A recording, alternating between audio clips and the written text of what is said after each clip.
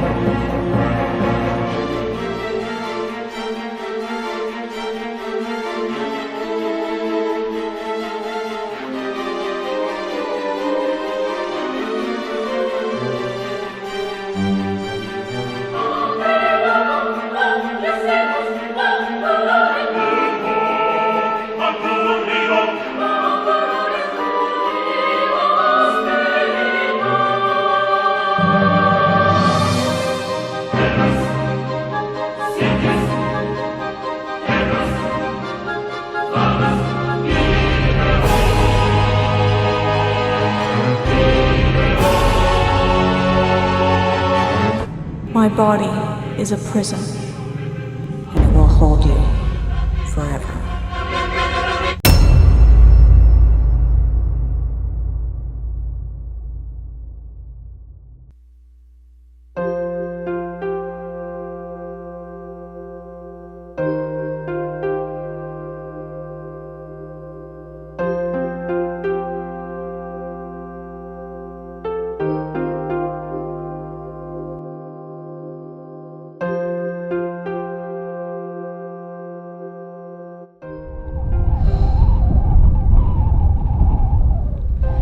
Every time I think I'm getting somewhere,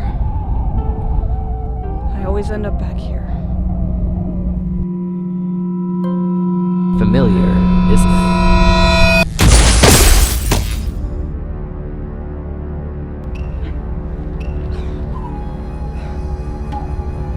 Who are you?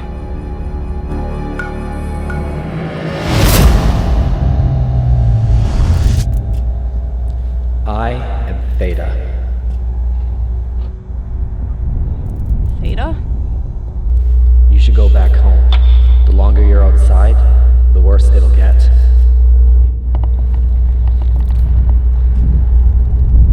What do you mean?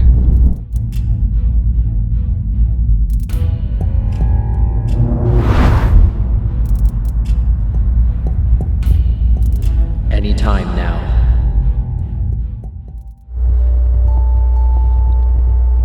What do you mean? I'll be waiting for you, but it's your decision to make.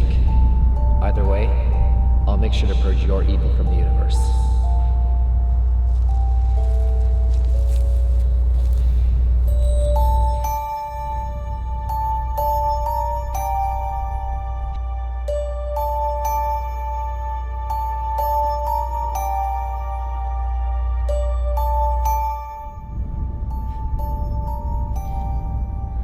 Guess that's what I get for wanting friends.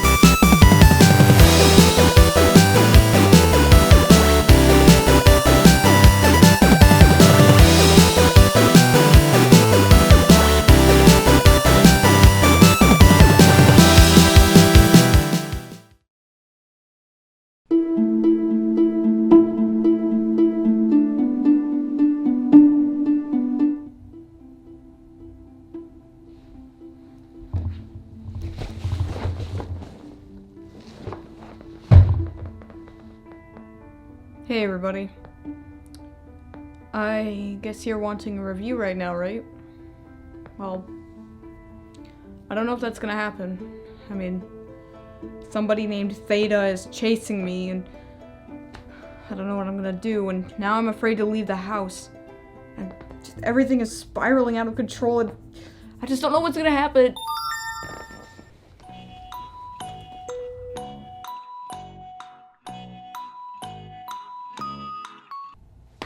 Oh my god, it's my 2-year anniversary!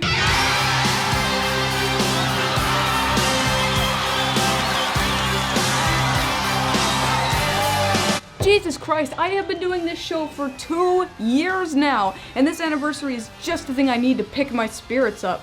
So, I think we're gonna celebrate this momentous occasion by looking at a movie that nobody has ever heard of.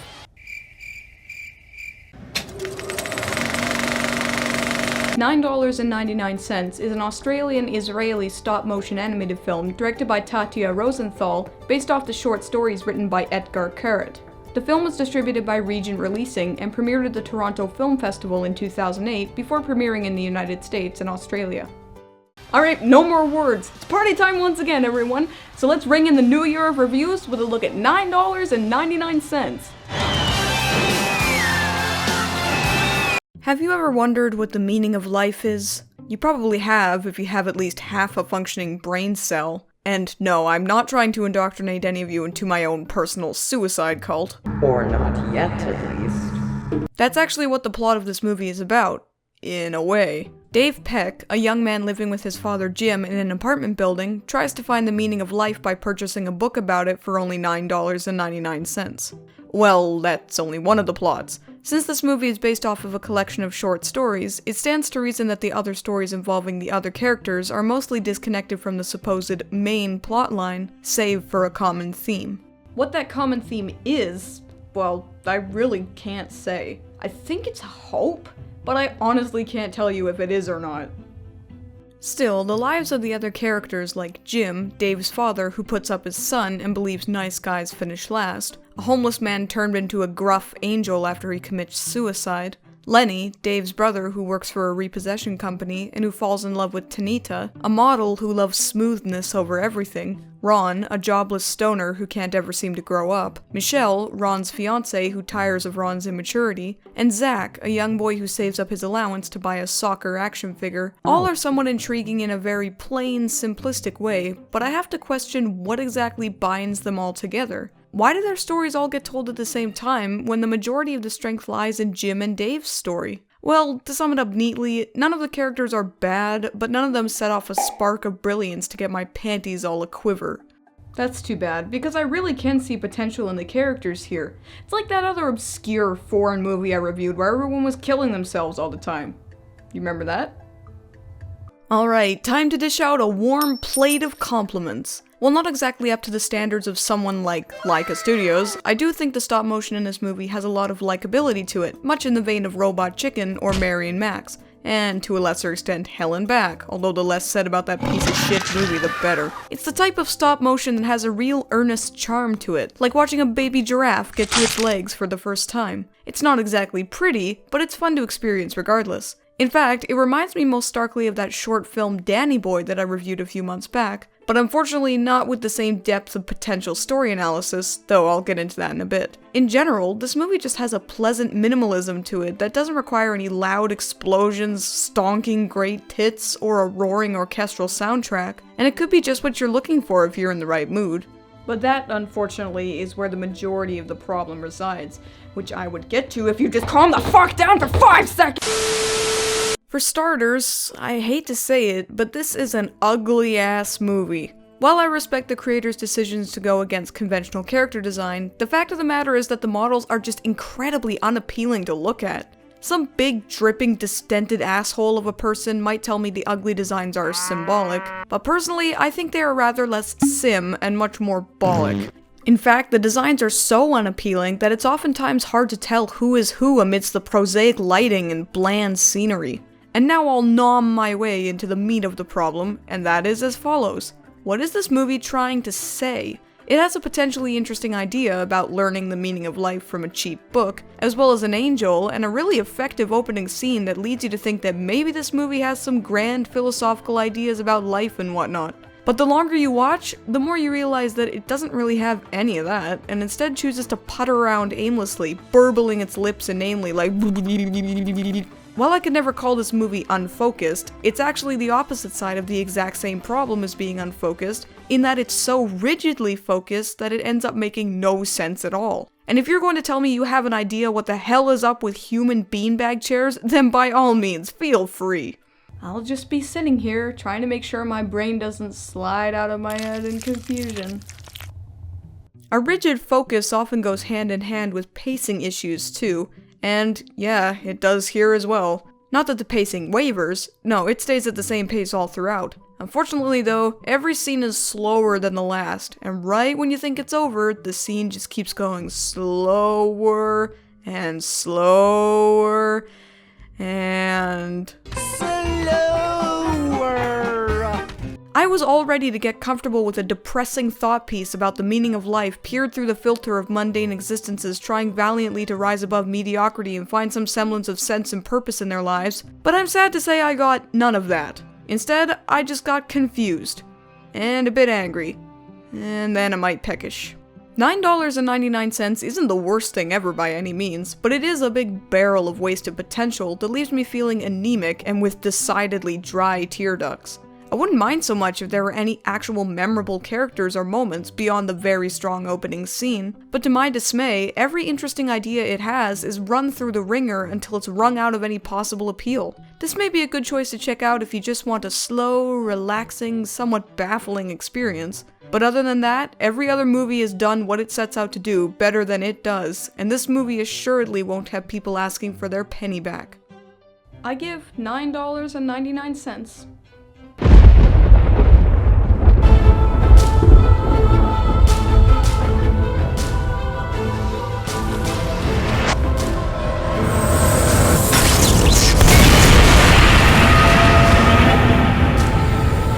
Two eyes out of 5. So, $9.99. Is it watchable? Well, I'd like to be charitable. I'd like to give it the benefit of the doubt, but I just can't hold it back any longer. Those are some fugly-ass character models. Is it enjoyable? Certain aspects of it are enjoyable, yes, especially the opening scene, but the majority of it will definitely leave you with existential blue balls. Is it memorable? Hell no! I swear, I couldn't even remember half the characters' names after I just watched it. Maybe the movie could have occupied more space in my head if it had just, fine-tuned itself a little bit. But the way it is now, unfortunately, I can just feel it fading away into nothingness. Just like me.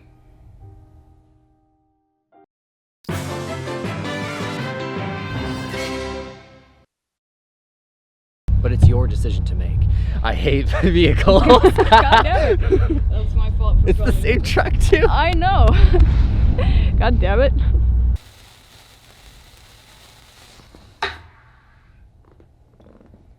The second one didn't light.